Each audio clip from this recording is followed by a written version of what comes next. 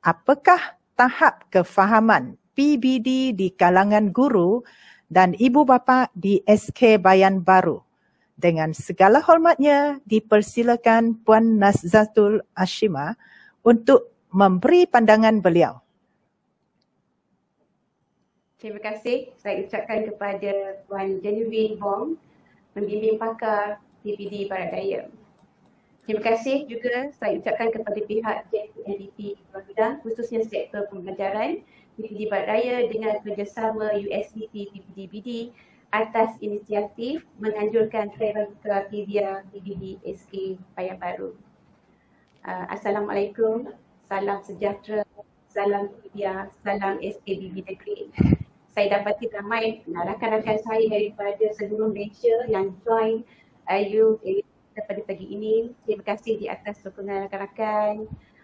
Mohon tunjuk ajar untuk lebih baik di masa akan datang. Baik, sebelum saya meneruskan apakah tahap kefahaman guru-guru SK Bayan Baru terhadap PBD, saya ingin menjelaskan apakah itu PBD. PBD merupakan proses pentafsiran berterusan dalam pengajaran dan pembelajaran yang pada hari ini merujuk kepada pengajaran dan pembelajaran di rumah. Jadi PBD ini penting untuk guru-guru mendapatkan maklumat murid untuk mengetahui yang pertamanya perkembangan murid kita, kemajuan, kebolehan dan juga penguasaan. Jadi mengapa PBD ini penting? Bagi seorang guru, PBD mengenal pasti kekuatan dan kelemahan murid dalam pembelajaran. Jadi guru-guru boleh mengenal pasti kekuatan dan kelemahan murid mengikut aras kemampuan murid-murid kita. Seterusnya mereka juga boleh mengesan perkembangan murid secara menyeluruh dan kemudian merancang dan mempersuai kaedah pengajaran dan seterusnya mengambil tindakan susulan. Sebab tu saya katakan PBD ni sangat membantu kerja buat guru dan guru kena faham, mahir, pakar berkenaan dengan PBD. Okay. Bagaimana PBD dilaksanakan? Senang saja. PBD dilaksanakan dengan dua kaedah iaitu melalui formatif dan juga sumatif. Okey, formatif ini pula terbahagi kepada dua iaitu pentafsiran untuk pembelajaran, contohnya tugasan mingguan yang diberikan. Pentafsiran sebagai pembelajaran, contohnya kita minta murid-murid buat portfolio, diary, dan sumatif pula merujuk kepada pentafsiran tentang pembelajaran yang lebih merujuk kepada kuis dan juga ujian-ujian yang dijalankan secara langsung atau tidak langsung ketika kita berada di dalam bilik rajah. So pada ketika ini bilik rajah ialah merujuk kepada tempat murid-murid belajar iaitu di rumah masing-masing. Jadi pelaporan PBD ni, bagaimana PBD dilaksanakan, tadi saya sebutkan formatif dan juga sumatif. Kaedah pelaksanaannya juga mudah. Hanya 3 kaedah. Yang pertama ialah secara lisan, yang kedua melalui pemerhatian dan yang ketiga bertulis. Ini memang cikgu-cikgu kita lakukan, cuma kadang-kadang sebagai pemimpin sekolah kita harus memberikan bimbingan, pemantauan dan juga pengawalan. Jadi melalui proses PBD ini yang terakhir ialah kita perlu melihat kepada pelaporan PBD. Apa itu pelaporan PBD? Pelaporan PBD merujuk kepada proses penyampaian maklumat, pentafsiran tentang perkembangan dan kemajuan. Mengapa? Kerana kita nak mengesan kemajuan murid. Bagaimana? Jadi maksudnya kita melaporkan dalam bentuk tahap penguasaan menggunakan template pelaporan yang kita ambil daripada BPK. Jadi cikgu-cikgu hanya meneruskan kerja buat cikgu dengan sedikit inisiatif, kreatif dan juga inovatif. Baik, apakah tahap kepahaman guru-guru di SK Bayan Baru? Jadi bila kita menyebut tentang BPD, tentang membuat pentafsiran, perkara pertama yang paling penting bagi seorang guru ialah pertimbangan profesional. Maksudnya apabila guru-guru memberikan pentafsiran dan membuat pengukuran, mereka memerlukan guru-guru tu membuat secara beretika dan bertanggungjawab mengenai tahap penguasaan murid.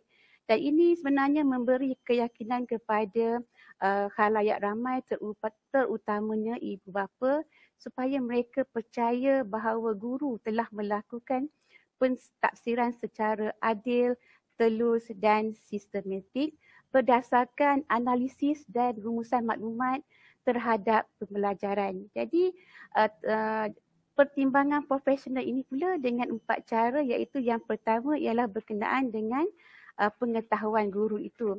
Seperti yang kita tahu bahawa guru-guru berpengalaman dalam mata pelajaran yang diajar, bidang pedagogi dan juga pentafsiran, di mana semua guru telah mendapat latihan tersebut di maktab perguruan ataupun IPG ataupun di universiti yang mereka belajar.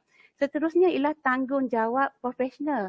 Maksudnya guru-guru ini perlu cekap, adil, telus dan sistematik ketika memberikan tahap penguasaan kepada murid.